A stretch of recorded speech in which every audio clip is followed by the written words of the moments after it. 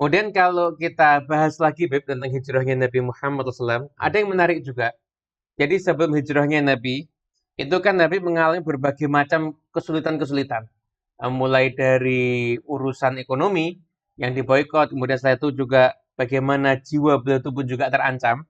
Dan puncaknya, ketika orang-orang kafir Quraisy sudah mencium bahwasanya ada bau-bau Nabi Muhammad dan para sahabatnya akan hijrah, bahkan kotanya dulu itu Yathrib. Ketika itu belum bernama Madinah, Yathrib. Itu mereka merasa ketakutan yang luar biasa.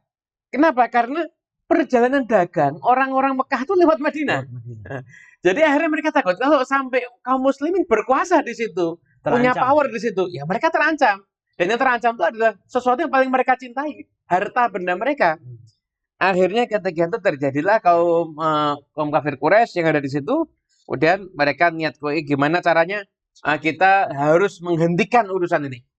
Akhirnya mereka kumpul. Ketika itu yang dipilih kumpulnya itu di Darun Nadwah. Darun Nadwah itu dikatakan seperti parlemennya orang-orang Mekah, pembesar Mekah di masa itu. Kumpul di sana dari semua suku ada.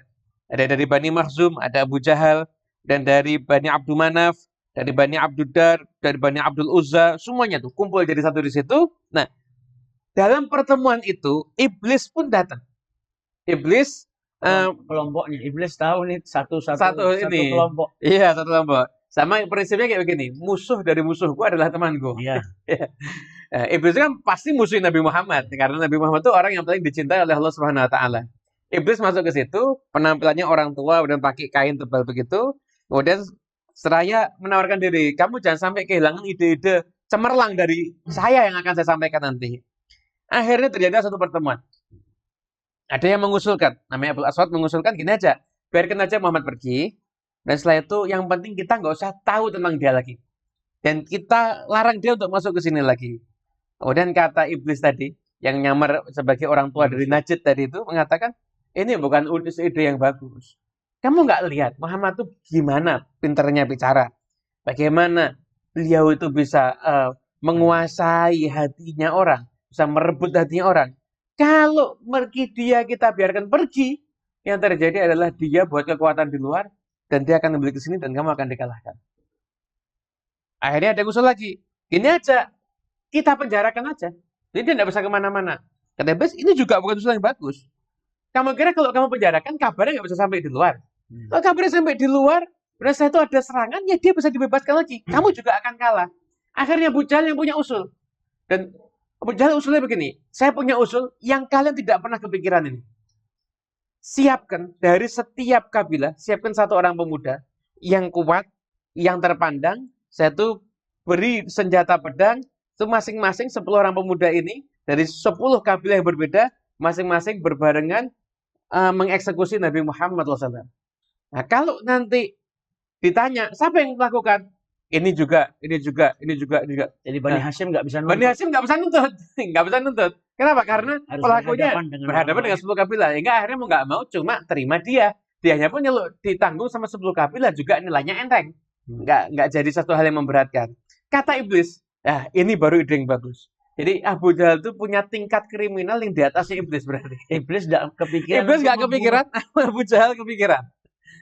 Jadi memang musuhnya orang hebat itu pasti juga hebat ya. Makanya sampai Nabi mengatakan Abu Jahal itu kan Fir'aunnya umat ini. Fir'aunnya umat ini. Itu Muhammad yang luar biasa.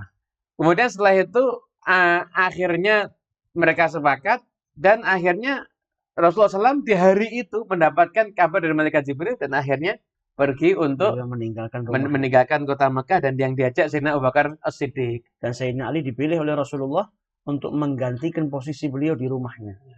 Jadi ini juga pengorbanan yang luar biasa dari Sayyidina Ali bin Abi Thalib. Sayyidina Ali sudah tahu mereka orang-orang kafir Quraisy itu mengincar Nabi Muhammad, kemudian mereka akan membunuh Nabi Muhammad, tapi Sayyidina Ali diperintahkan oleh Rasulullah untuk tinggal di rumah beliau, tidur di tempat di mana Rasulullah SAW tidur. Padahal saat itu tidur di situ resikonya mati. Resikonya luar biasa. Tapi Rasulullah SAW memberikan serbannya kepada Sayyidina Ali dan kemudian mengatakan kalau engkau aman, tidak akan ada sesuatu yang bisa menyakiti dirimu. Nah, cinta ini yang menjadikan yakin 100%. Sudah tidak lagi mengandalkan logikanya.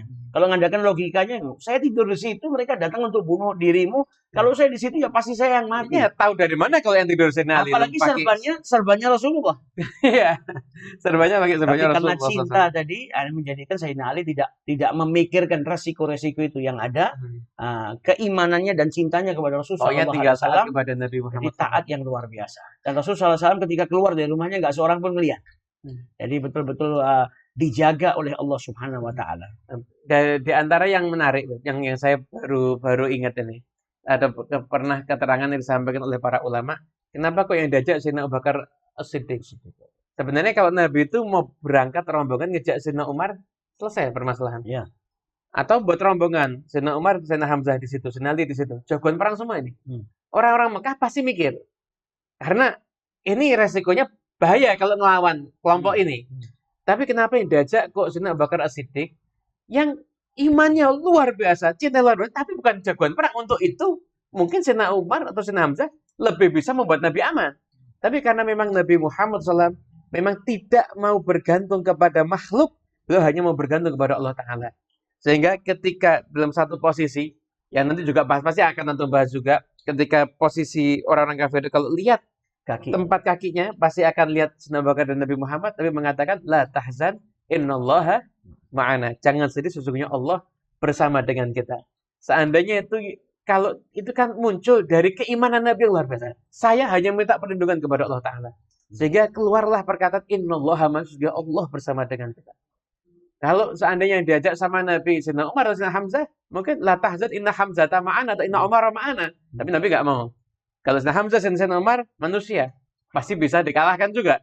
Tapi kalau Allah, maka nggak akan ada yang bisa mengalahkan. Sehingga sekalipun diajak oleh Sayyidina Abu Bakar As-Siddiq, tapi Nabi tidak pernah merasa khawatir karena Nabi selalu yakin dalam perlindungan Allah Subhanahu Wa Taala. Nah sekarang ini gimana caranya kita ini punya keyakinan seperti itulah, minimal ya niru-niru Nabi lah. Ya. Kok sekarang ini banyak orang yakin sama jaminan asuransi, tapi nggak yakin sama jaminan Allah. Iya kan? Terus gimana, Bek? Dan peristiwa hijrah ini juga mengajarkan kepada kita tawakal yang benar. Karena terkadang ada orang yang mau bertawakal kepada Allah kemudian meninggalkan ikhtiar. Ya. Tapi itu dalam males tapi kasih judul tawakal itu. Jadi proses hijrah ini justru Rasulullah SAW sudah mengajarkan kepada kita bagaimana tawakalnya beliau yang luar biasa, tapi beliau tidak meninggalkan ikhtiar yang sangat-sangat maksimal. Nabi Muhammad diperintahkan oleh Allah Subhanahu Wa Taala malam itu nggak bermalam di rumahnya. Dan Nabi diperintahkan untuk berhijrah. Kalau sudah Allah yang merintah, Allah yang jamin keselamatannya. Belum lagi beliau Habibullah, kekasihnya Allah Subhanahu Wa Taala. Tinggal keluar dari rumahnya, naik tunggangannya, pergi menuju ke arah Madinah, selesai. Tapi kita lihat ikhtiarnya Nabi yang sangat-sangat maksimal dan menunjukkan bagaimana kecerdasannya Rasulullah SAW. Beliau perintahkan Sayyidina Ali bin Abi Thalib tidur di tempatnya. Supaya apa? Kalau ada yang ngintai, taunya Nabi Muhammad masih di rumahnya, nggak curiga. Ini kan ikhtiar yang luar biasa. Kemudian beliau nggak langsung pergi ke Madinah, tapi beliau malah naik ke atas gunung terlebih dahulu. Dan tinggal di gunung selama 3 hari 3 malam. Gunung yang kecil.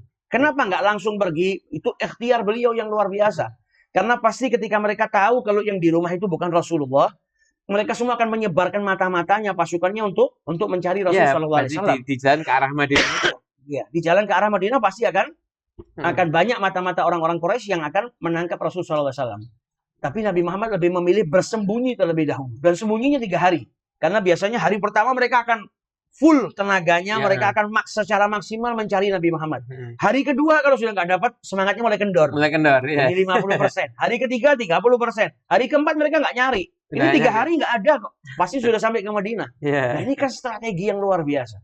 Belum lagi Nabi menyewa seorang kafir, bukan orang yang satu agama dengan beliau. Orang kafir disewa oleh Rasulullah SAW untuk menjadi penunjuk jalan. Jadi melalui jalan yang tidak biasanya dilewati oleh penduduk Mekah kalau mau pergi ke Madinah. Beliau lewat tepi pantai. Jadi kan ini ikhtiar yang maksimal.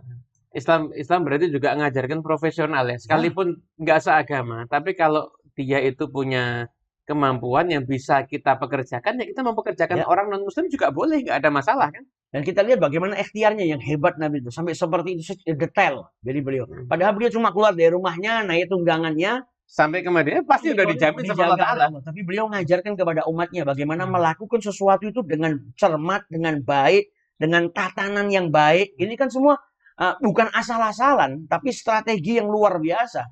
Jadi secara zahir, ikhtiar kita maksimal, tapi batin kita pasrah total, tawakal total. Hasilnya bertawakal kepada Allah Subhanahu wa taala sebagaimana sabda Rasulullah, "Lau annakum tatawakkaluna 'alallahi haqqa tawakkulihi." Jadi kalau manusia itu betul-betul hakikatnya bertawakal kepada Allah dengan sebaik-baik tawakal, maka Nabi ibaratkan seperti burung yang keluar di pagi hari perutnya kosong dan kembali di sore hari dalam keadaan perutnya kenyang. Jadi ada ikhtiarnya, tapi hasilnya semua dipasrahkan kepada Allah Subhanahu wa taala. Jadi kita bukan menganggap keberhasilan itu dari ikhtiar kita. Keberhasilan dari Allah Subhanahu wa taala. Ikhtiar kita itu sarana. Hanya sarana. Dan kalau Allah kehendaki, Allah berikan sesuai dengan yang kita inginkan. Kalau Allah tidak kehendaki, Allah akan berikan yang lebih baik. Walaupun terkadang kita mandangnya nggak sesuai dengan harapan kita. Tapi hasilnya pasti yang paling terbaik yang dipilih oleh Allah Subhanahu wa taala. Jadi yang kita inginkan dan yang Allah inginkan pasti jauh lebih baik itu yang Allah inginkan. Karena kita nggak pernah tahu mustakbal kita seperti apa. Allah yang menciptakan kita lebih tahu mana yang pas bagi kita. Jadi peristiwa hijrah ini juga mengandung pelajaran tawakal yang benar. Tawakal versi Rasulullah. Tawakal ala Rasulullah sallallahu alaihi wasallam. Nah, sekarang jadi banyak orang yang misalkan kepala rumah tangga yang nggak mau bekerja, hanya tiduran di rumah. Tanya sama istrinya, kenapa kamu nggak kerja? Saya tawakal kepada Allah Ta'ala. Salah itu berarti, salah alamat. Ya, tawakal bukan berarti terus meninggalkan ikhtiar. Ya. Walaupun terkadang tanpa berikhtiar, Allah Subhanahu wa taala juga berikan sesuatu kepada hambanya. Namun kita diperintahkan untuk berikhtiar.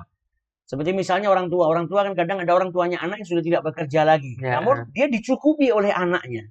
Sebetulnya ikhtiar dia apa? Ikhtiar dia mendidik anaknya yang bisa berbakti kepada kedua orang tuanya.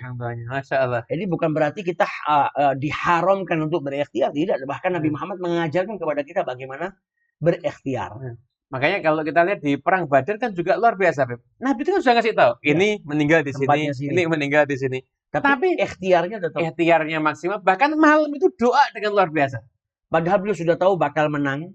Ditunjukkan oleh Allah Subhanahu wa taala tempat jatuhnya para lawan-lawan atau musuh-musuhnya beliau. Dan tidak meleset sama sekali. Namun sepanjang malam beliau berdoa yang luar biasa kepada Allah Subhanahu wa taala. Jadi ikhtiar ini nggak boleh kita meninggalkan ikhtiar, tapi tetap bergantungnya kepada Allah. Hasil daripada apa yang kita ikhtiarkan itu kita serahkan kepada Allah. Kalau baik ya akan diberikan oleh Allah Subhanahu wa taala. Kalau nggak baik pasti diganti dengan yang lebih baik. Pokoknya selama kita sudah ikhtiar, maka berarti insya Allah kita sudah melakukan apa yang menjadi tanggung jawab kita sebagai ikhtiar itu kan bergerak. Dan orang Arab bilang al-harakah barakah. Al-harakah barakah. Jadi orang itu kalau sudah bergerak insya Allah diberkahi oleh Allah Subhanahu wa taala. Dan ini masih banyak pelajaran-pelajaran yang bisa kita ambil daripada peristiwa hijrahnya Rasul sallallahu alaihi wasallam. Yang insya Allah kita akan lanjut kajian singkat, kajian santai ini untuk membahas hikmah-hikmah apa saja yang kita bisa ambil daripada peristiwa hijrahnya Rasul sallallahu alaihi wasallam. Jadi jangan sampai kita ini sebagai umat Nabi Muhammad kehilangan momen-momen penting yang berharga dalam kehidupan Nabi, yang itu juga menjadi ilmu berharga dalam kehidupan kita semuanya. Dan salaf kita biasanya di bulan-bulan yang di situ di baliknya ada sejarah besar, mereka menggunakan momentum tersebut untuk kembali mengingatkan sejarah yang ada di masa lalu. Mereka peringati. Ya, kalau dulu sebelum pandemi ini kan biasanya kalau kita sudah mau masuk bulan Muharram, di Indonesia ini ramai dengan pengajian-pengajian yang digelar untuk memperingati tahun baru Hijriah. Yang intinya selain ngajak kita kumpul berzikir bersama mengingat Allah, mengingatkan kembali kita akan proses hijrahnya Nabi Muhammad SAW. Ini sejarah besar yang tidak layak bagi seorang muslim itu nggak tahu. Jadi walaupun saat ini ya masa pandemi kita nggak ada mungkin perayaan-perayaan seperti itu, tapi alhamdulillah berbagai macam sarana Allah berikan. Ada kajian online, ada dan lain sebagainya lah yang insya Allah tidak menjadikan kita kehilangan daripada sejarah manusia yang menjadi suri tauladan kita, yaitu junjungan Nabi besar kita Muhammad SAW. Umar bin Hafid pernah menyampaikan Nabi Muhammad itu semua kehidupannya, fragmen dari kehidupannya adalah pelajaran penting bagi seorang muslim. Semuanya. Bahkan kalau kita kaji peristiwa peperangan yang dialami di masa Rasulullah, baik itu perang Uhud, perang Badar, walaupun peristiwanya perang, tapi di situ ada pelajaran yang mengajarkan kita bagaimana untuk menjalani kehidupan kita sehari-hari. Jadi walaupun peristiwanya hal yang lain, tapi sangkut pautnya bisa kita terapkan dalam hal-hal yang lain. Berarti sangat rugi kalau kita nggak mencurahkan waktu untuk mengkaji kehidupan Nabi. Ya. Karena hidup ilmu hidup kita ya dari sini semuanya. Kalau ilmu hidup dari motivator atau apapun juga bisa benar bisa salah. Ya. Kalau dari Nabi sudah tuntunan dari Allah Ta'ala berarti. Makanya kita diperintahkan untuk ittiba. Qul in kuntum tuhibbunallaha fattabi'uni. Lah bagaimana kita mau ngikutin Nabi kalau nggak kenal sama Nabi? Betul. Maka membaca sejarah hidup Nabi Muhammad salah satu sarana kita untuk kenal kepada beliau. Karena orang itu kalau sudah kenal, semakin kenal akan jatuh cinta. Amin. Kalau sudah jatuh cinta, biasanya orang yang jatuh cinta itu mengidolakan. Amin, insyaallah. Karena berapa banyak hari ini orang yang jatuh cinta dengan tokoh. Tokoh itu potongan rambutnya ditiru, cara berpakaiannya ditiru. Nah kalau manusia biasa saja menjadikan orang bisa mengidolakan dan mencontoh, apalagi manusia yang istimewa. Masya Allah. Maka kalau sudah cinta mengidolakan, kalau sudah mengidolakan akan ittiba, mengikuti Rasul sallallahu alaihi wasallam. Allahumma shalli alaihi